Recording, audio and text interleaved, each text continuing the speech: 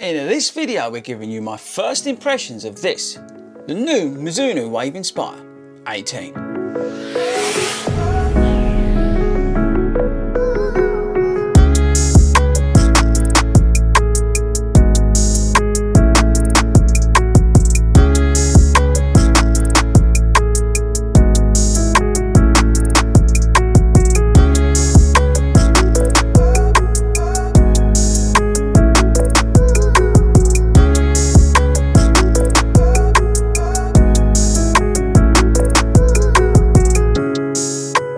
Everybody, and welcome to 40 Runs HQ. Now, are you a fan of Mizuno running shoes? Let me know in the comments. Did you have the Inspire 17? Are you a stability shoe wearer? Let me know in the comments. Okay, right, so I'm struggling to see the differences between this and the 17th version. We'll come on to that in just a second, but before we do all that, let's talk about some of the other bits and bobs on the shoe. Okay, right, so this is a first impressions video of this shoe. We've got how many runs? 3, 4 in it, so nothing mega in this shoe, and we're going to be taking it out for a long run and seeing how we get over the longer distances. Apologies now, right, because both of these shoes have not been cleaned, so apologies, right, this is not too bad. But have a look, right, at my 17.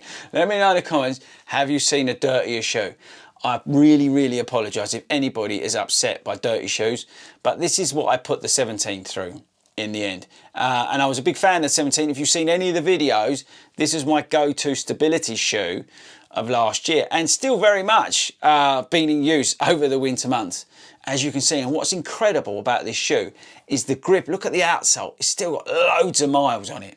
These Mizuno shoes are like built for like a million years, and nothing changes in particularly versus this one. Look, if you look at the two outsoles, very similar in terms of the outsole, so you know this thing is going to last you probably forever. The biggest changes in this shoe is in the upper. Now, in terms of stability, we've got the wave plate. We've got a double fan shaped plate that helps with your pronation. So there's the medial side, and then on the lateral side, and in there is the plate as well, so that aids the stability. It's all very clever tech, and it's trying to stop you from moving about in the shoe. Let's do the weight. Now the shoe is 135 pounds. We've got 11.45 ounces. It's a stability shoe, so it will weigh about as much as my house. It's 325 grams. Fits true to size. UK 9.5. It's a Mizuno, so for me they fit true to size. Very nice bit of foam around the heel area. Feels very much like a gel Nimbus actually. The tongue is very similar to the other one, yeah, in terms of padding, fit. If you look at the lacing, oh, it's very similar as well, so not much changed on there. In terms of drop, I wrote it down somewhere. Where was it? 12mm drop, yeah, 12mm drop for this shoe. What else? We've got the Energy foam, which is a nice soft-ish compound. It's not overly soft, but there's a nice little bounce from it. That combined with the wave plate gives you a very steady ride.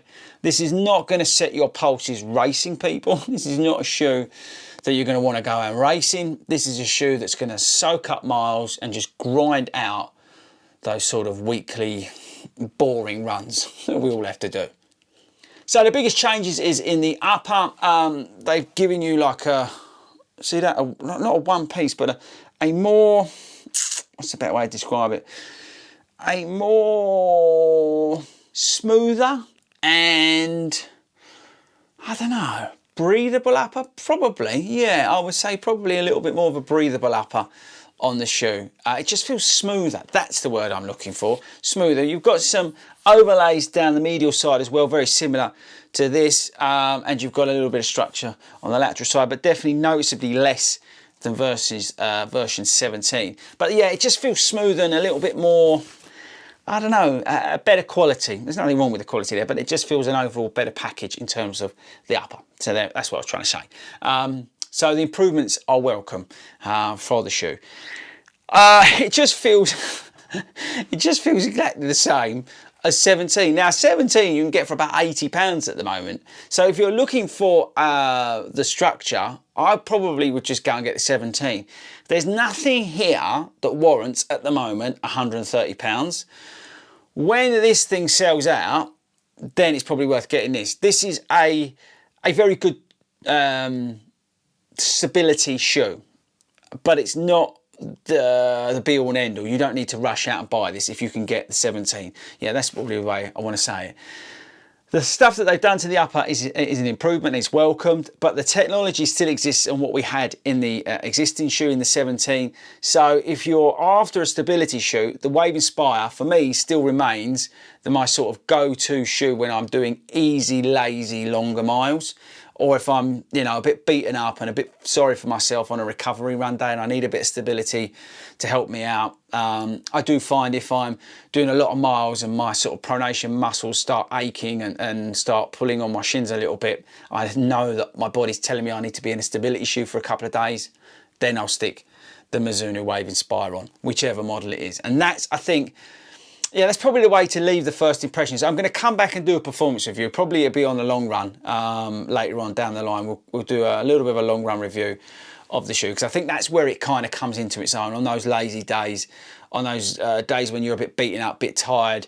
You know, maybe you've done 40 miles that week and you're going out and doing your long run and, you know, you need something that's going to give you a bit of a helping hand. That's where the Mizuno Inspire shoe, for me, really comes out on top. I think this is much better than the Brooks Adrenaline GTS, whatever version it is, but it still looks the same as the one from 1987. I still think this is a better proposition than the Kayano 28, which is a great stability shoe, but I just think £130 this offers better value.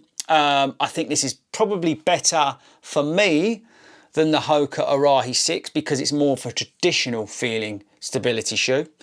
And I think it's probably a little bit better for me than the Vongo 5. Although the Vongo 5 is a good stability shoe, I just think this is more of a traditional setup that just works for me. And that's the key here, people. I think even more so with a stability shoe, it's finding a setup that works for you. And for me, the Mizuno just works.